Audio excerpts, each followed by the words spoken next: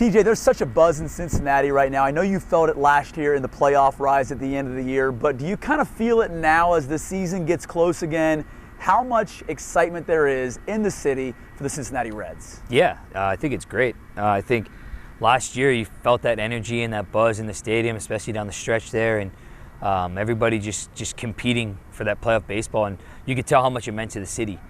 Just to be back in that playoff race, and we got a glimpse of it in 23, and then to circle back and run through the same thing in 25, and then be able to pull it off at the end there it was special. And I think part of that's why this offseason maybe felt so short. Like I was telling my wife the last week when I was coming down here, I'm like, man, that felt really fast. Yeah. And I think it's just because the excitement that everyone has to get back down here and get back into playing. And I think it's a testament to having every single guy who's in camp come early. Like, I think nobody reported on quote-unquote report day. Everybody was here early and wanted to get going.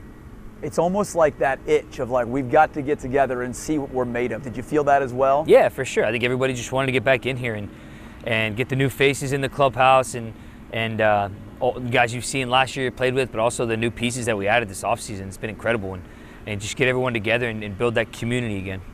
When you're watching things play out in the short off season and you see the bullpen, new guys in the bullpen, and then you see, I imagine somewhere on your phone, social media, whatever, that the Reds are adding Eugenio Suarez. What was your reaction to that?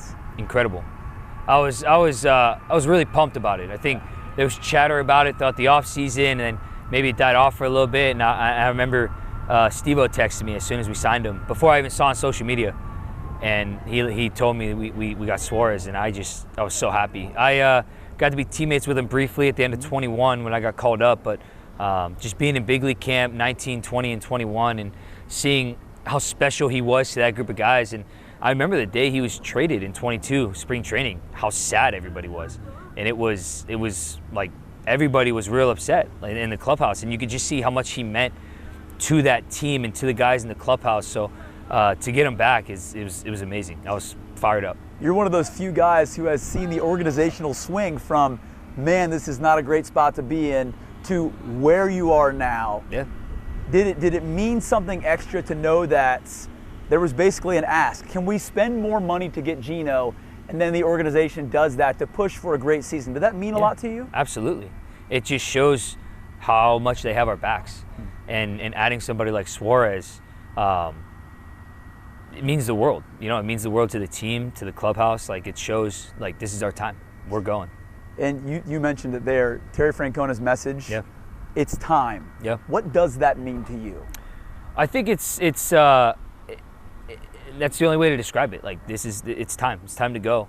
I think, before it was like, oh, we're young, we're learning, this and that, whatever it may be, but there's no more of that. Like, it's time.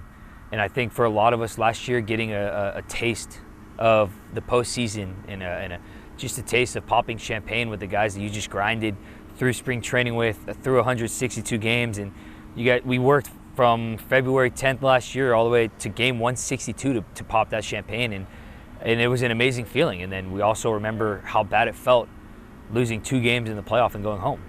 Like, I think we remember that more, and we remember how that felt being in LA and going home, and for a lot of us to get to experience that, of what it takes to get to the postseason, and now we're ready to build off of that. You've gone from a guy, TJ, to, I think a lot of fans and media wondered, what is his role going to be? To carving out a, no doubt about it, mainstay role on this team, to being a big part of this team. What are your goals now for this season, coming off a pretty promising season last year? Just continue to be myself.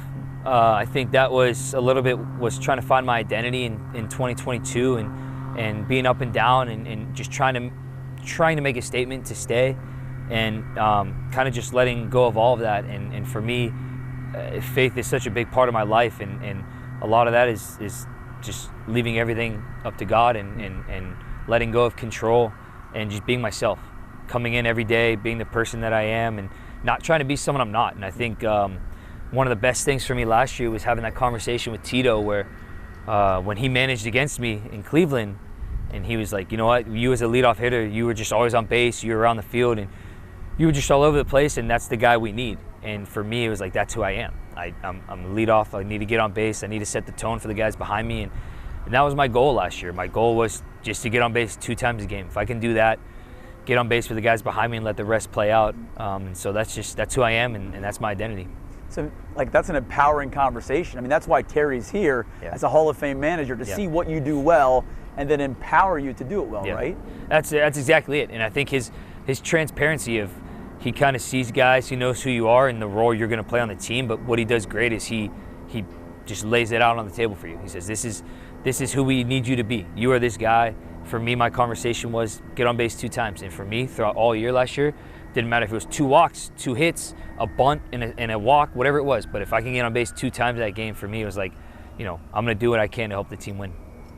Do you have any more highlight catches in your Rolodex? Always. I mean, always. That's what I live for. You had some of the best plays of the season last year in center. Yeah. How much are you hoping to grow in that department, if you can even, right? And how much are you working on it? A lot. Big point of emphasis for me in the offseason was outfield work, and most importantly, my reactions and my jumps in the first 10 feet outside of a circle, and just being explosive, because I'm really good at going and getting baseballs, but I think the importance of having a good jump and a good reaction is to speed up so that I can slow down if I need be. But I worked a lot on my defense this offseason, a lot of first steps, pre-pitch routine, things like that, just to put myself in the best possible situation. Feels like Noelvi Marte is the guy in rights, at least from the jump. What do you notice about him, how much he's grown from last year to even this year now, and what he can do for this team? A lot. I think he's a catalyst in many ways. Being thrown from third base to right field in the middle of a big league season is a big ask, and he handled it really well. He put in a lot of work during the season to make a season-saving catch, I would say. And for him to rob that ball, I think it's a testament to his work and the work that he put in with me and Will Benson and a lot of guys. We were out there robbing home runs in Great American just on a random day, and he took in all that information and made it his own, and then it came out in the last game of the season, or not the last home game of the season, to help us stay in the playoff race. And I think it's going to be good for him to get a full spring training where he gets a month and a half of individual outfield work. Like the drills we do in spring training, they mean a lot during the season, but you're not always able to do that during the season because the days are long, the season's long. So right here, for him to have a month and a half of strictly outfield work and to dive into that and perfect a lot of things is going to be really good for him. When a guy like that makes that catch, and he's not been in right very long, I mean, is it like no way did that guy just make that play in that moment? Yeah, I think it was like, I just remember running up to him. It wasn't even the end of the inning. It wasn't even the end of the game. And we kind of just like ran at each other because I was just so happy for him. And I think, like I said, I think as that ball was up in the air, it was up there for a long time. And I remember him getting back to the wall, and he gave himself enough space to jump, and he timed it up perfectly. And it just played in slow-mo in my head. And I was just so excited for him. Last question from me. You talked about goals for this team and it being time now. Does that mean that this team can win a division, can advance in the playoffs? Are those things in your head right now? Absolutely. I think they should be in everybody's head. Yeah. I think we have the team to do it, and I don't think the goal should be to make the playoffs. That's not our goal anymore.